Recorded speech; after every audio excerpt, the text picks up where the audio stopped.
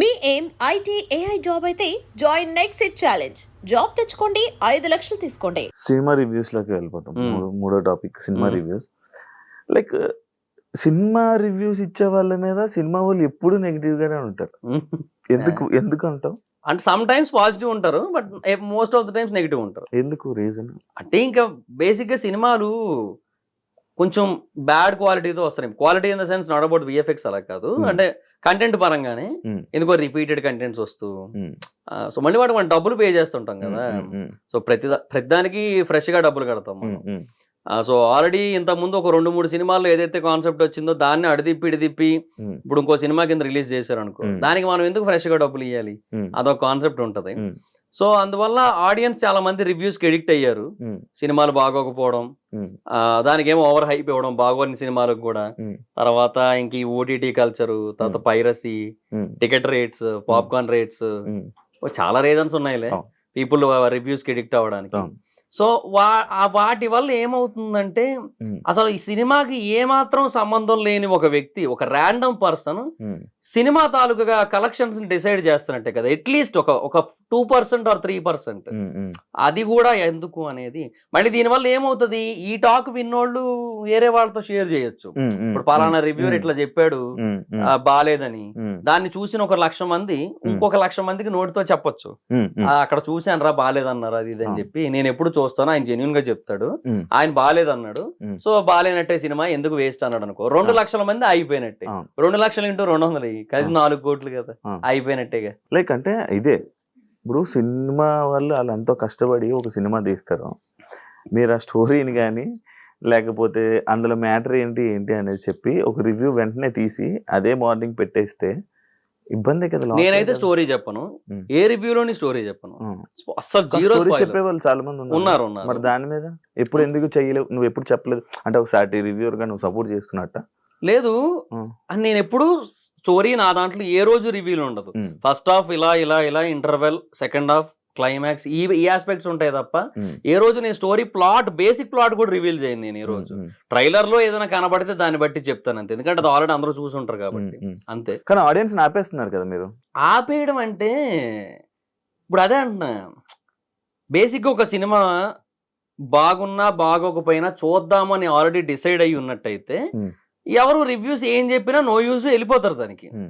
ఒక సినిమా బాగుంది అని టాక్ వస్తే వెళ్దాము, లేదంటే లేదు, ఇప్పటి వరకు రిలీజ్ అయిన టీజర్ ట్రైలర్ చూస్తుంటే అంతంత మాత్రంగానే ఉంది అని అనిపించినట్టయితే అప్పుడు రివ్యూస్ కోసం వెయిట్ చేస్తారు. అప్పుడు రివ్యూస్ ఇంపాక్ట్ ఎక్కువ ఉంటది. బాగుందంటే వెళ్తారు, బాగాలేదంటే వెళ్ళరు. కొన్ని సినిమాలు ఉంటాయి అసలు ఎంత మంచి టాక్ వచ్చినా కూడా వెళ్ళొద్దని డిసైడ్ అవుతారు, అదంతే. ఇంకా ఇప్పుడు ఫర్ ఎగ్జాంపుల్ కొన్ని సినిమాలకి ఇప్పుడు జనరల్ గా ఇప్పుడు రివ్యూస్ లో ఒక 2 lakh వ్యూస్ 3 lakh వ్యూస్ వచ్చిన కొన్ని సినిమాలకి బాగుంది అని టాక్ వచ్చినప్పుడు కలెక్షన్స్ ఒక 50 కోట్లు దాటి ఉండొచ్చు. కొన్ని సినిమాలకి బాగుంది అని టాక్ వచ్చినప్పటికీ, అంతే వ్యూస్ వచ్చినప్పటికీ కూడా రివ్యూస్ లో కలెక్షన్స్ 5 కోట్లే ఉండొచ్చు, అంతే ఉంటది. ఇప్పుడు ఫర్ ఎగ్జాంపుల్ చాలా సినిమాలు ఉంటాయి. పృథ్వీరాజ్ సుకుమారన్ గారిది ఆడు జీవితం సినిమా వచ్చింది, దానికి మంచి టాకే వచ్చింది మన దగ్గర. అంటే కొంచెం లాగ్ అయిందనే ఫీల్ వచ్చినప్పటికీ కూడా ఆ కాన్సెప్ట్ ని చాలా అప్రిషియేట్ చేశారు, ఆయన డెడికేషన్ అప్రిషియేట్ చేశారు. బట్ మన దగ్గర ఏం రాలేదు, దానికి కలెక్షన్స్ ఏమంతా లేవు. అట్లా కొన్నిటికి వస్తాయి, కొన్నిటికి రావు. కొత్త లోకాలకు వచ్చాయి, ఆడు జీవితం రాలేదు. ఎందుకు రాలేదంటే ఏమో చెప్పలేము. దానికి దీనికి సిమిలర్ టాకే వచ్చింది దగ్గరగా. ఎంత సంపాదించావు యూట్యూబ్ ఛానల్ నుంచి? ఒకటి అని కాదు, అన్ని కలిపి 2019 నుంచి చేస్తున్నా. సో అప్పటి నుంచి ఇప్పటి వరకు ప్రమోషన్స్ అన్ని కలిపి more than 1 ఉంటది. more than 1 year. 1 year YouTube నుంచి. అంటే జబర్దస్త్ నుంచి ఏం రాలేదు పెద్ద. ఎంత ఇచ్చేవాళ్ళు అప్పుడు? అందరూ 1000 రూపాయలే.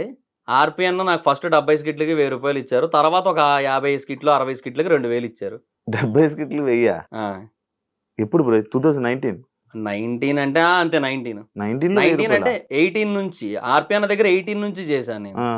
18 కూడా కాదు, 17 ఎండింగ్ లోనే ఎప్పుడో చేశాను నేను ఆర్పి అన్న దగ్గర. అప్పటి నుంచి చేస్తున్నా అన్న దగ్గర. సో అప్పటి నుంచి అనమాట. యూట్యూబర్ నా అన్వేషణ మీద ఏంటి బ్రో? నాకు మంచి ఫ్రెండ్ ఆయన ప్రస్తుతానికి. అంటే చాలా మందికి బూతులు తిడుతున్నారు, వల్గారిటీ ఉంటుందా? ఫుల్ ఉంటది. కొన్ని సార్లు పేరెంట్స్ మీదకి, ఫ్యామిలీ మీదకి వెళ్తూ మాట్లాడుతూ ఉంటాడు. ఫ్రెండ్ అని సపోర్ట్ చేస్తున్నావా? లేదు, సపోర్ట్ ఏం లేదు. నేను దాన్ని ఏమంటారు, అది కరెక్ట్ కాదని చెప్తాను. But end of the day audience encouragement ఉంది దానికి. అవును. ఆయన ఐలాండ్ అదే సారీ ఐస్లాండ్ వెళ్ళి అక్కడ వాటర్ ఫాల్స్ కొన్ని చూపించాడు ఆయన. వరల్డ్స్ బెస్ట్ వాటర్ ఫాల్ అనిపించింది నాకు అక్కడ. ఆయన క్యాంపింగ్ వేసుకొని వ్యాన్ తో అది డ్రోన్ షాట్లు చూపించాడు. అసలు ఎంత ఖర్చు అయినా పర్లేదు, జీవితంలో ఏదో ఒక టైంలో అక్కడికి వెళ్ళాలనే ఫీలింగ్ వచ్చింది నాకు. అంత బాగుంటది అది. దానికి 4 లక్షల వ్యూస్ వచ్చినాయి. ఆయన ఒక యూట్యూబర్ నో ఒక ఇన్ఫ్లుయెన్సర్ నో తిడుతూ వీడియోలు చేస్తే 20-30 లక్షల వ్యూస్ వస్తాయి. ఇక్కడ ఎవరి తప్పు? చూడకూడదు అట్లాంటివి. నేను అదే అంటున్నా, ఇప్పుడు ఇట్లాంటి వాటిని ఎంకరేజ్ చేస్తున్నారు. 18+ డైలాగుల్ని, 18+ కంటెంట్ ని వాటిని ఎంకరేజ్ చేస్తున్నారు. అటు బూతులు మాట్లాడుతున్నా కూడా త్యాగరాజ కీర్తనలు లేదంటే శ్రీశ్రీ మహాప్రస్థానం అన్నట్టు వింటున్నారు వాటన్నిటిని కూడా. మరి ఇంకా అయ్యే చెప్తారు వాళ్ళు. శ్రీశ్రీ మహాప్రస్థానం ఎందుకు చెప్తారు? ఇయ్యే ఎక్కువ వింటున్నప్పుడు అంతే ఉంటది. రివ్యూస్ అవును బిగ్ బాస్ ఇస్తున్నా హైదరాబాద్ వైబ్స్ లోనే. ఓన్లీ బిగ్ బాస్ రివ్యూస్ మీద ఎంత సంపాదిస్తామా? ఒక అంటే పెర్ సీజన్ ఒకవేళ బాగా ఎక్కువ వీడియోలు చేస్తే మంత్ కి ఒక 2 lakhs అబౌవ్ వస్తుంది. 2 lakhs అంటే నాకు ఇంకా అంత రీచ్ లేదు కదా. నేను ఎక్కువ వెళ్తుంది కదా బానే. అంటే ఒక 3 lakhs వరకు కూడా వచ్చు. 2 lakhs to 3 lakhs మధ్యలో ఉంటది. 3 వరకు టచ్ అవ్వచ్చు.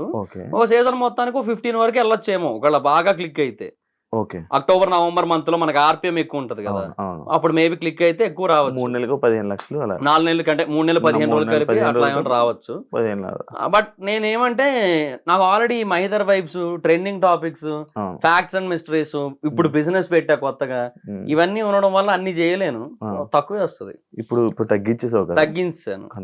కంటెంట్ డౌన్ కూడా అయింది ఈ మధ్య. కంటెంట్ కూడా ఎక్కువ పెట్టలేకపోతున్నా. హైదరాబాద్ వచ్చా ఇప్పుడు ఇక్కడ కుదరట్లేదు చేద్దామంటే. ఎంత అయింది బిజినెస్ పెట్టడానికి? అరౌండ్ ఒక అంటే 60 దాకా అయింది. 60 lakhs. పెళ్లి అయింది కదా రీసెంట్, కట్నమా? అదేట్లేదు. ఏంటి పెళ్లి లవ్ మ్యారేజా? లవ్ మ్యారేజా? ఎప్పటి నుంచి లవ్? అంటే 2024 జనవరి 1st నుంచి. ఎక్కడ ఎలాగా అంటే చెప్తావు ఒకసారి. అంటే తను ఆంధ్ర యూనివర్సిటీలో ఎంఎస్సీ చేస్తుంటారు. వైజాగే అంటే తన రాజమండ్రి, ఎంఎస్సీ కోసం ఆంధ్ర యూనివర్సిటీ. సో అట్లా నా సబ్స్క్రైబర్ కొంచెం అలా ఇన్స్టాలో మెసేజ్ చేసి, అయ్యో నా ఎన్ని సబ్స్క్రైబర్లు మెసేజ్ చేశారో చూడు రిప్లై ఇవ్వలేం బ్రో, భయం. మళ్ళీ నువ్వే రివ్యూ ఇస్తావు శివరాజు రిప్లై ఇచ్చాడు అని చెప్పి. ఎందుకు బ్రో నాకు సరిపోయింది. లేదు పెళ్లి చేసుకుంటే ఎవరేమనరు కదా, అది కూడా కరెక్ట్. సారీ చెప్పు, అది కూడా కరెక్ట్. సో ఆ తర్వాత ఇంకా అట్లాగా ఇంకా కాసేపు ఒక 2-3 times నార్మల్ గా మెసేజ్ చేసుకుని, ఆ తర్వాత అట్లా మాట్లాడుకుని కొంచెం తర్వాత ఒక రోజు అట్లా బీచ్ రోడ్ లో కలిసి అలా ఫ్రెండ్షిప్ అనేది బిల్డ్ అయింది. అట్లా లవ్ అయిపోయి లవ్ మ్యారేజ్ చేసుకున్నా. అట్లా అరేంజ్ మ్యారేజ్ అనుకున్నా నేను. నువ్వు మ్యారేజ్ అయిపోయి నేను వైజాగ్ వెళ్ళిపోయాను బ్రో అంటే. మ్యారేజ్ ముందే వెళ్ళిపోయాను నేను. 2023 ఫెబ్లోనే వెళ్ళిపోయాను నేను. ఫెబ్లో వెళ్ళిపోయావు. హైదరాబాద్ లో మంచి ఆపర్చునిటీస్ ఉంటాయి కదా నీకు, ఎందుకు వైజాగ్? అంటే వెళ్ళిపోయాను ఇంకెందుకంటే నాకు బేసిక్ గా కొంచెం అది ఎలా అంటే నాకు బిజినెస్ మీదే కాన్సన్ట్రేషన్ ఎక్కువ ఉంది. మొదటి నుంచి బిజినెస్, ఇప్పుడని కాదు, స్టార్టింగ్ నుంచి 2019-18 ఆ టైం నుంచి కొంచెం బిజినెస్ అంటే బాగా ఇంట్రెస్ట్ ఉండేది. సో ఎప్పటికైనా బిజినెస్ పెట్టాలని ఉంది. కొంత ఇన్వెస్ట్మెంట్ ఎలాగో గ్యాదర్ అయ్యింది. సో ఓకేలే అని చెప్పి ఇంకా అలా చేద్దాం అనుకున్నా. హోమ్ టౌన్ అయితే బెటర్ కదా కొంచెం అని ఒకటి. రెండోది ఏంటంటే ఇంకా మూవీ రివ్యూస్ ఎక్కడి నుంచి అయినా చేసుకోవచ్చు కదా. పైగా ఇప్పుడు 1 AM షోలు అక్కడే పడుతున్నాయి, కొంచెం అదొక అడ్వాంటేజ్ కూడా ఉంది కదా. సరే ఇంకా బెటర్లే అని చెప్పి ఇంకా అటే వెళ్ళాను. ఇంకా వైజాగ్ సొంత ఊరు కదా, అంతే. ఇక్కడికి రావట్లే, ఇప్పుడు అప్పుడప్పుడు వస్తున్నా అంతే, చాలా రేర్ గా.